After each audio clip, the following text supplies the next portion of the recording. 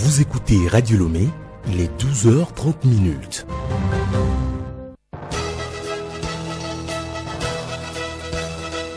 Le journal Yasmine Adoko.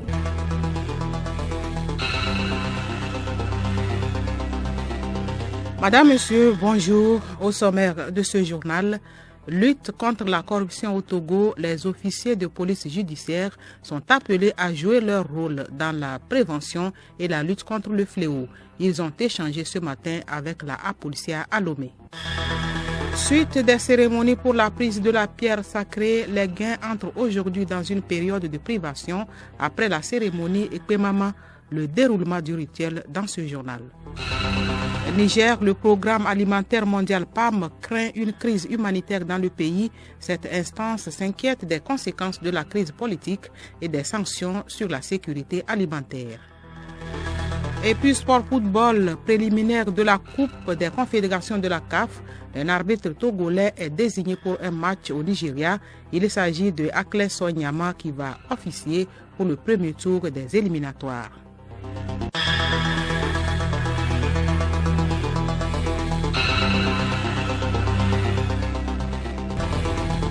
radiolomé.tg. Bienvenue à tous. Commençons par les actions du chef de l'État dans la construction d'un Togo moderne. Plusieurs secteurs, notamment ceux du transport et de la logistique, sont concernés par ces actions. Des chantiers ont été réalisés ces dernières années, ceci pour permettre de mieux assurer les activités liées dans ces deux secteurs. N'est-ce pas, Nabara Nafara Loudar? Effectivement, le nombre de routes en bon état s'accroît. Les pistes rurales sont aménagées, les secteurs portuaires et aéroportuaires respirent mieux et la logistique laisse entrevoir un avenir meilleur. Du côté des réalisations, elles sont pléthoriques. Celles qui attirent plus les attentions sont la modernisation du port autonome de Lomé avec la construction du 3e quai et Lomé Container Terminal qui est un terminal à conteneurs leader en Afrique de l'Ouest. Il y a aussi la réadaptation de l'aéroport général Gnassingbé Yadema avec la construction d'une nouvelle aérogare moderne. On note également la création de la plateforme industrielle à Adétikopé avec un port sec qui décongestionne le port de Lomé.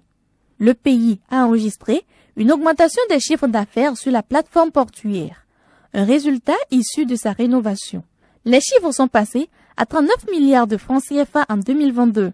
En 2018, les recettes étaient de 29 milliards, soit une hausse de 10 milliards de francs. En 5 ans, l'infrastructure a augmenté ses chiffres d'affaires de 34%. D'autres facteurs connaissent une évolution comme les activités de transbordement. De 2018 à 2022, elles ont avancé de 46%.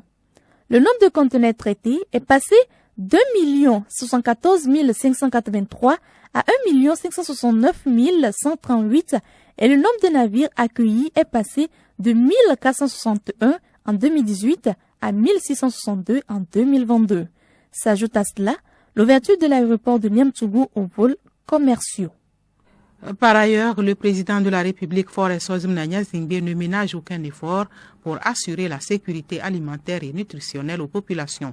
Des mesures sont prises dans le secteur agricole en vue d'augmenter la production et améliorer le quotidien des agriculteurs. La mise en place des ZAP, zones d'aménagement agricole planifiées, contribue à la réalisation de cet objectif. Juliette Kamdé. Les zones d'aménagement agricole planifiées sont présentes dans toutes les régions du pays, chacune dotée de magasins d'une capacité de plusieurs tonnes, de bergeries traditionnelles améliorées, de retenue d'eau, forage, système d'irrigation, logements avec éclairage solaire et voies d'accès supplémentaires. Sur la période 2021-2022, 130 ZAP ont été réalisés et mis en exploitation pour une superficie de 12 608 hectares. Sur le territoire. En 2022, les dirigeants ont réalisé des missions d'analyse des performances. Elles sont basées sur une analyse documentaire de 76 ZAP et une enquête de terrain qui a pris en compte 54 ZAP avec une mobilisation de 1053 producteurs sur tout le territoire. En termes de productivité, les rendements des exploitants sont supérieurs à ceux des producteurs hors ZAP, avec une différence moyenne de 36%. Pour faire décoller définitivement le secteur agricole, les autorités prévoient la construction de 400 ZAP Pour l'heure, 188 ont été réalisés. Les travaux de construction de 2 CRMA, centres régionaux de mécanisation agricole, un à Kara et un autre dans la région des Plateaux, ont été lancés cette année. Ces centres vont certainement beaucoup aider à l'autosuffisance alimentaire, mais en attendant, il faut œuvrer pour faire baisser les prix de céréales qui ne cessent d'augmenter. En effet, les nouvelles récoltes de maïs sont déjà prêtes, mais les prix des céréales ne connaissent toujours pas de diminution sur le marché. Le constat est fait hier par Radio Lomé sur le terrain. Hervé Seguano.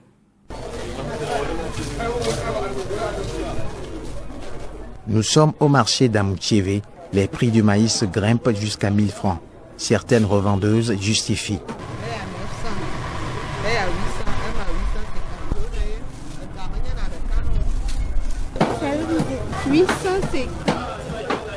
Et l'ancien? C'est 1000 francs, c'est fini. On va rentrer dans septembre, octobre d'abord.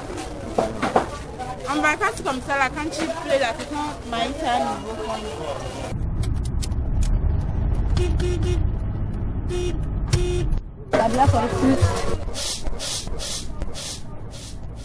Au marché de Hanoukopé, cette dame en tablier, debout devant ses bassines remplies de céréales d'hiver, explique également la hausse. Le nouveau maïs coûte à 700 francs le bol. L'ancien maïs coûte 850 francs le bol. Le maïs, l'ancien c'est à 900, le nouveau c'est à 850. Ça dépend des prix que nous achetons dans les villages. Par exemple, le prix d'achat, y compris les frais de transport, revient ici à 800 francs le bol. Nous ajoutons 50 francs sur chaque bol. Ce qui fait que l'ancien maïs coûte à 850. Le nouveau maïs, nous les achetons à 600 francs dans les villages, plus les frais de transport, ça revient à 650. Donc, arrivé nous aussi, on ajoute 50 francs. Ça fait que ça aussi, ça coûte 700. Les frais de transport sont toujours, donc ça agit sur les prix. À Bossimé, les revendeuses étalent leurs céréales le long du trottoir. Parmi elles, Maman Dovené, elle se prononce. L'augmentation des maïs de nous les vendeuses, c'est juste dans le village là où on achète en gros là, c'est là-bas que si ça augmente là-bas, en ville ici nous aussi on augmente pour pouvoir enlever l'argent des frais.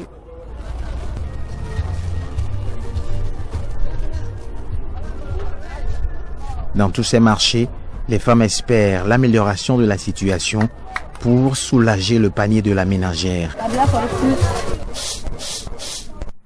Cherté des prix de céréales au Togo. Pendant ce temps, la sécurité alimentaire est menacée au Niger. Le programme alimentaire mondial PAM s'inquiète des conséquences des sanctions prononcées par la communauté économique des États de l'Afrique de l'Est CEDEAO. Le PAM a adressé lundi dernier une note à plusieurs associations humanitaires nigériennes. Cette instance des Nations Unies évoque d'abord l'inflation et les pénuries de produits alimentaires. Mais l'organisation s'inquiète aussi des conséquences des sanctions sur l'agriculture. Les producteurs nigériens souffrent de la fermeture des frontières car ils dépendent des exportations vers le Nigeria et le Bénin. Retour au pays avec la haute autorité de la prévention et de lutte contre la corruption et les infractions assimilées à Policia qui poursuit sa campagne nationale de lutte contre la corruption. La Apolicia a échangé ce matin avec les officiers de police judiciaire sur leur rôle et responsabilités dans la lutte. Compte rendu Geneviève Cognon. Les pots de vin, les raquettes, le trafic d'influence, la transgression des lois, l'abus de position, telles sont entre autres manifestations de la corruption. C'est pourquoi le rôle des officiers de police judiciaire en matière de ces actes de corruption est important dans la chaîne pénale. Abba Kimila Balou, président de Apolicia. À travers ces échanges, ces officiers de police judiciaire sauront cerner les concepts de la corruption et les infractions assimilées dans leurs différentes facettes. Ils seront également amenés à prendre davantage conscience des conséquences néfastes de la corruption sur l'économie, sur la vie sociale, sur la sécurité. Parce que si le personnel qui est aux postes frontières, parce qu'ils sont intéressés par un passager qui transporte des armes par exemple, ça veut dire que c'est la sécurité du pays qui est menacée. Donc il est important que ce personnel soit sensibilisé sur leur rôle et responsabilité dans le combat contre le phénomène de la corruption dans notre pays. Et nous voudrions que dans l'exercice de leurs fonctions, dans les enquêtes qu'ils mènent et dans l'établissement des procès-verbaux, qu'ils fassent preuve d'impartialité, d'objectivité et de sincérité. Le ministre de la Sécurité et de la Protection civile, le général de brigade Yak Damham, appelle les officiers de police judiciaire à jouer leur partition dans la lutte contre le fléau. En notre qualité de premier responsable d'application de la loi pénale, nous devons reconnaître qu'il est possible de combattre la corruption en intervenant sur les conditions qui la rendent possible et l'entretiennent. Les mesures de lutte contre la corruption doivent traduire les grands principes de la bonne gouvernance en action, à savoir l'information, la transparence, l'intégrité, la redevabilité, la participation. À cet égard, il est particulièrement important de créer des mécanismes de promotion de la transparence et de veiller à ce que chacun rende compte de ses résultats. Vecteur du progrès social, la lutte contre la corruption apparaît comme une condition du développement durable. Autre lutte, celle contre le blanchiment des capitaux et le financement du terrorisme. Il faut plus d'efficacité et de transparence et c'est l'objet d'un atelier de formation qui se tient depuis ce matin à Lomé. Il regroupe les compagnies d'assurance et les courtiers en assurance. Raoul Tetounyake. Le gouvernement togolais accorde une importance particulière à la lutte contre la criminalité financière. Il est donc indispensable de mettre à niveau les acteurs du marché sur ce fléau qui gangrène le développement du Togo. Thia Bignonsi Akitem, président de la cellule nationale de traitement des informations financières. Avec la contribution louable de tous les acteurs nationaux, aussi bien privés que publics, le Togo ne ménage aucun effort en vue de l'efficacité de son dispositif national dans la lutte contre la criminalité financière et les autres infractions y associées. Le secteur des assurances du Togo est soumis à la loi uniforme de 2018 relative à la lutte contre le blanchiment de capitaux et le financement du terrorisme. En d'autres termes, ce secteur est assujetti à la lutte contre le blanchiment de capitaux et le financement du terrorisme et est tenu aux obligations y relatives.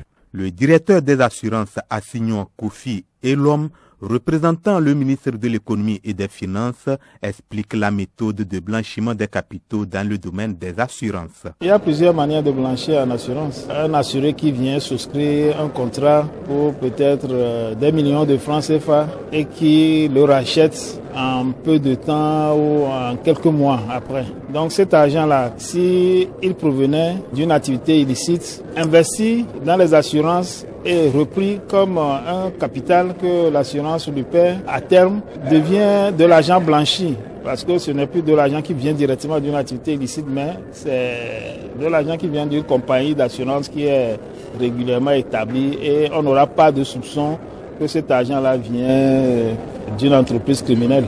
Cette formation est une initiative de la Direction des assurances et du ministère de l'économie et des finances. L'atelier prend fin ce vendredi. La suite de cette édition, le Togo regorge de plusieurs sites touristiques à découvrir en ces temps de vacances. Ces lieux d'attraction qui constituent des trésors cachés sont localisés à travers le pays. Geneviève Ougnon nous amène à leur découverte. Nombreux sont les sites à visiter comme par exemple à Lomé, la plage au sable fin baignée par l'Atlantique, le marché des fétiches d'Akoresewa où une visite guidée permettra de se rendre compte du culte et l'initiation au vaudou. Nous pouvons noter également dans la capitale Lomé des villages artisanaux, le musée national qui retrace toutes les formes d'art et toute l'histoire du Togo. Des visiteurs pourront arpenter le mont Agou dans le Grand Kloto, plonger dans un cadre naturel et magnifique. La randonnée permettra de découvrir le beau paysage de la préfecture de Kloto, sans oublier les cascades de Pimé, de Yikba et d'Akloa dans la préfecture de Wawa. Un décor qui amène à visualiser la beauté du pays niché dans une végétation tropicale. Du côté des plateaux est, on retrouve le barrage de Nangweto, les ruines de l'émetteur de Kamina à Atakbame. Nous montons un peu et c'est la faille d'Alejo. Encore devant le parc Fazao Malfakassa qui abrite les animaux de tout genre et qui suscite admiration. Les hauts fourneaux de Bangeli, à Bassar, le Koutamakou classé au patrimoine culturel de l'UNESCO, des lieux que les visiteurs ne doivent pas manquer. Le nord profond du Togo est également attractif grâce à ses richesses culturelles comme les grottes de Nok, un site refuge des populations locales. Les fêtes traditionnelles sont également une richesse de notre terroir. Nous poursuivons avec un dossier sur la cérémonie Ekpemama qui se déroule ce jeudi à Anéo, à Degbenu Pekome, en prélude à la prise de la pierre sacrée. Aujourd'hui, Pakom Johnson nous parle du déroulement de ce rituel et de son importance. La cérémonie rituelle d'Ekpemama se déroule en plusieurs étapes. Elle débute la veille et se termine le lendemain, c'est-à-dire 21 jours avant la prise de la pierre sacrée. La première étape, qui a lieu la veille, est dirigée par les prêtres de la chambre des ancêtres Yohome, est réservée à quelques initiés. La deuxième étape, qui se déroule le jour de la cérémonie, est l'invocation des ancêtres. La troisième étape est un avant-goût de la prise de la pierre sacrée. C'est la sortie solennelle de la chambre des ancêtres. Elle est suivie d'une petite procession avec les grains sacrés emballés dans un percale blanc. La quatrième étape est la distribution de ces grains après la prière solennelle de la tante supérieure Tassinon et du grand prêtre de Mama Kole. Cette cérémonie rappelle au gain qu'il entre dans une période sainte. Il est imprégné par l'événement et doit redoubler d'efforts dans les préparatifs. Au-delà du décompte de ces grains pour arriver au jour J et les interdits de cette période, les grains sont distribués aux cultivateurs qui vont les mélanger à leurs semences pour une meilleure récolte. Ces grains sont donc très prisés. Parlons à présent de l'aspect vestimentaire. Une garde-robe pour un habillement éloquent passe par son bon entretien. Comment maintenir sa garde-robe propre et durable? Clarisse Tombité nous en donne quelques recettes dans ce dossier. Pour la sauvegarde de la qualité de nos vêtements, la garde-robe mérite une attention particulière. Un entretien qui passe forcément par le nettoyage, l'aspiration et le classement de tout ce qui s'y trouve, des vestes aux chaussures, en passant par les chemises, pantalons, ceintures, pagnes, robes et autres. Dame Hortense nous dit comment elle entretient sa garde-robe. Par moment, quand je suis à la maison, je ne suis pas partie au boulot, j'ai un peu le temps, je sors les habits, je mets tout au soleil. Après, je les range correctement, je repasse ça, je les plie minutieusement pour gagner assez de place dans l'armoire et je les replace correctement. D'abord, je mets les pagnes d'un côté et les robes en tissu de l'autre côté. C'est pour éviter les moisissures sur les habits. Des fois, quand je les garde aussi longtemps que possible, surtout les pagnes qui tirent sur le blanc là, souvent ça a l'air de changer de couleur, des taches un peu partout. C'est pourquoi de temps à autre, je les sors pour les sécher et les remettre à leur place. Même les tissus en blanc, quand de temps à autre tu n'utilises pas ça, le jour où tu vas prendre ça, tu vas voir que la couleur n'est plus ce qu'elle était les premiers jours. J'ai beaucoup d'avantages en faisant ça. Le jour où je vais sortir, je ne me perds pas du temps. Quand je cherche un habit, il m'est très facile de le retrouver. Des astuces pour maintenir sa garde-robe propre, il en existe beaucoup. Les adopter, c'est confirmer un de ses rôles importants, celui d'être témoin de notre style vestimentaire.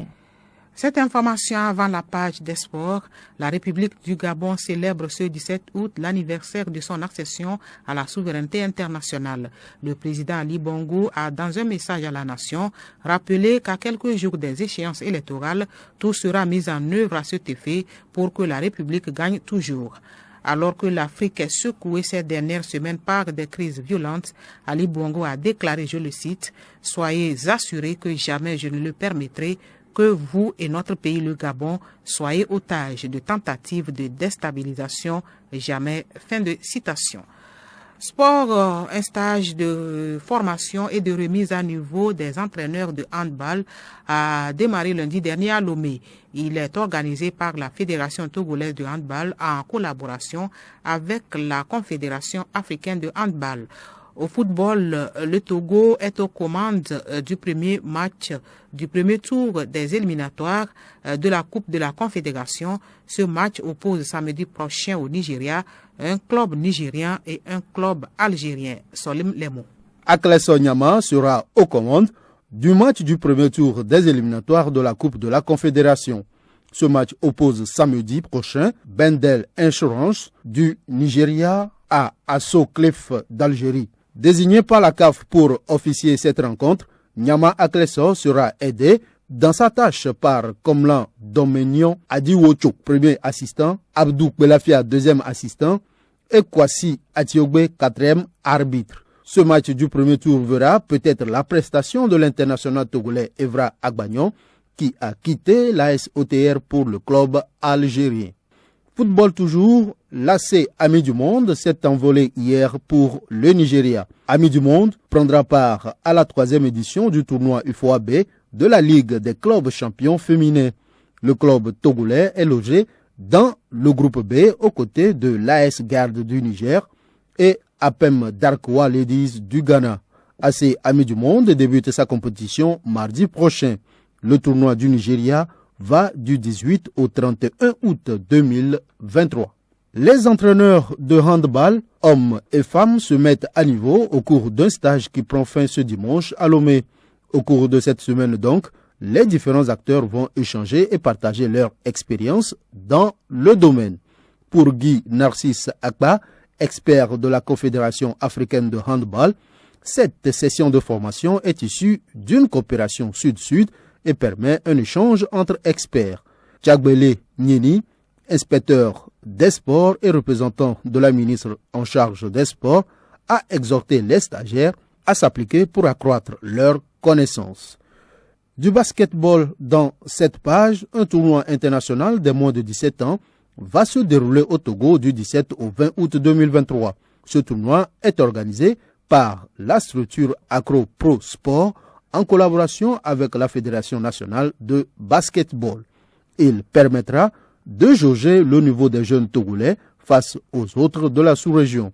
6 équipes venant du Bénin, du Ghana, du Burkina Faso et du Togo vont prendre part à ce tournoi. Asso Modèle du Bénin avec les catégories hommes et femmes, Basket School Academy pour les filles et Tuxt Foundation des garçons pour le Ghana.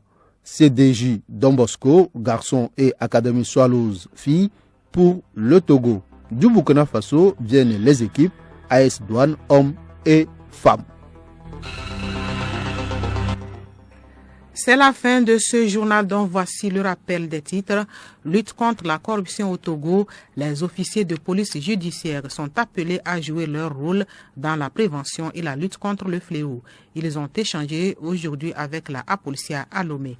Et puis Niger, le programme alimentaire mondial PAM craint une crise humanitaire dans le pays. Cette instance des Nations Unies s'inquiète des conséquences de la crise politique et des sanctions sur la sécurité alimentaire. Merci d'avoir suivi le journal.